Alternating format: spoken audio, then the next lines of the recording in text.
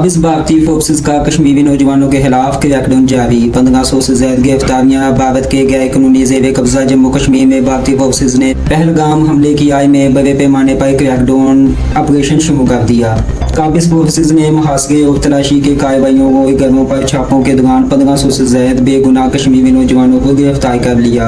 Kashmir media service के मुताबिक काबिज भारतीय फोर्सेज ने इलाके में मुहासरे और तलाशी की कार्रवाइयों में तेजी लाई है। फोर्सेज ने श्रीनगर, इस्लामाबाद, कोलागम, पुलवामा, शोपिया, गांधरबल और बडगाम जिला के मुख्तलिफ इलाकों में घरों पर छापों के दौरान सैकड़ों नौजवानों को गिरफ्तार किया।